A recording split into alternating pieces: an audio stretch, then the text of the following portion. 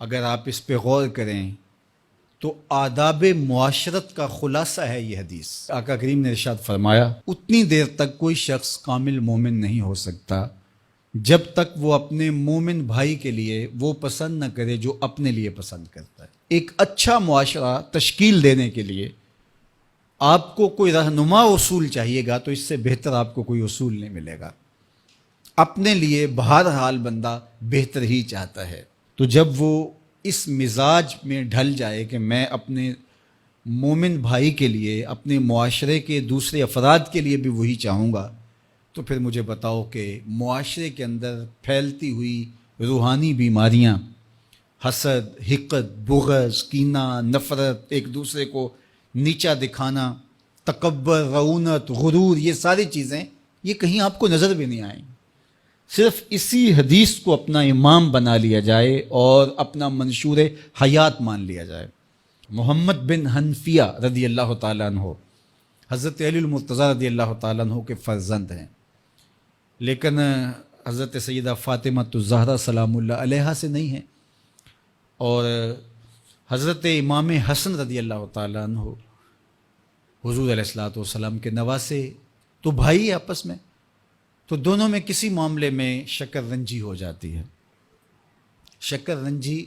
جس رنج میں مٹھاس ہو، شکر ہو، میٹھی ناراضگی، کوئی بغض حسد پہ مشتمل ناراضگی نہیں۔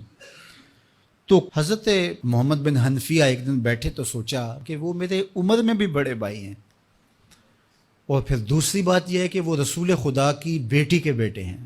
ان کا یہ اعزاز ہے، بہرحال مجھے تو یہ اعزاز نہیں ہے، پھر جوانان جنت کے سردار بھی ہیں،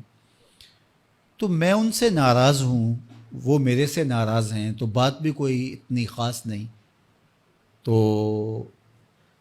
اب دن بھی 3 گزر رہے ہیں، چلو میں ان کو راضی کر لیتا ہوں۔ تو گھر سے نکلے ان کو راضی کرنے کے لیے، تو واپس آ گئے راستے سے، کاغذ لیا اور اس کے اوپر اپنے بھائی کے نام مکتوب لکھا کہ میں آپ کو راضی کرنے کے لیے گھر سے نکلا تھا، لیکن راستے میں مجھے حضور علیہ السلام کا فرمان یاد آیا کہ جب 2 مومن بھائی آپس میں کسی معاملے میں الجھ جائیں، ناراض ہو جائیں، تو جو صلح میں پہل کرے گا وہ جنت میں بھی پہلے جائے گا۔ تو میں تو یہ گوارا نہیں کرتا کہ آپ سے پہلے جاؤں، تو میں ناراض ہوں، آپ آئیں اور مجھے منائیں۔ تو حضرت امام حسن نے خط پڑھا اور مسکرانے لگے، اور آپ تیزی کے ساتھ تشریف لائے اور اپنے بھائی کو کہا اچھا مان جاؤ پھر، تو وہ مننے کے لیے تو پہلے ہی تیار تھے نا۔ تو جب آپ اپنے مومن بھائی کے لیے وہ پسند کریں گے جو اپنے لیے پسند کرتے ہیں، تو پھر زندگی گزارنے کا مزہ آنے لگے گا۔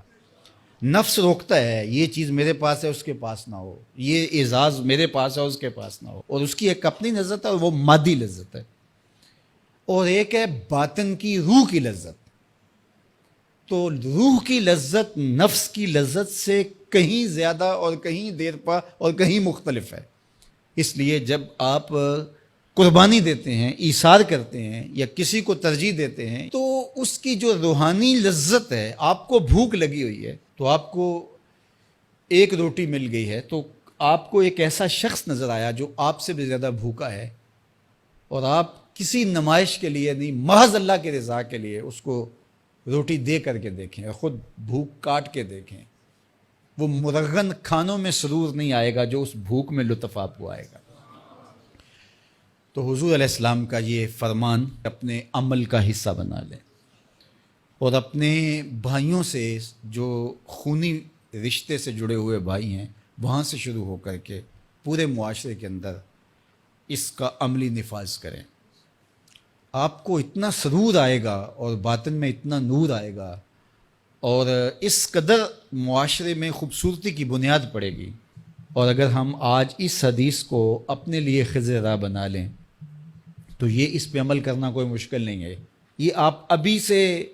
جب اٹھیں گے تو اپنے ساتھ والے کو ترجیح دے دیں گے کہ پہلے یہ گزر جائے، تو ابھی سے شروع ہو جائے گا یہ کام۔ تو یہ آپ گھر میں اپنے بچوں کے ساتھ، اپنی بیوی کے ساتھ، روزمرہ کی زندگی میں جہاں ملازمت کر رہے ہیں، کاروبار کر رہے ہیں، جن دوستوں کے ساتھ کھیل رہے ہیں حتیٰ کہ، تو یہ وہ چیز ہے کہ اس کا آغاز عمل سے پہلے سوچوں سے شروع ہو جاتا ہے۔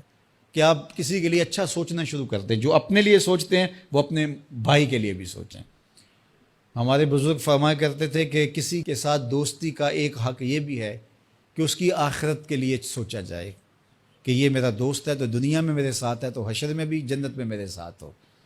تو اس کی ہدایت کے لیے اگر نماز نہیں پڑھتا تو اس کو نماز کی طرف لے کر آئیں. اگر اس کے معاملات کے اندر خرابیاں ہیں تو ان کو دور کرنے کی کوشش کریں اور اس کو آہستہ آہستہ اچھائی کا خوبہ بنا لیں.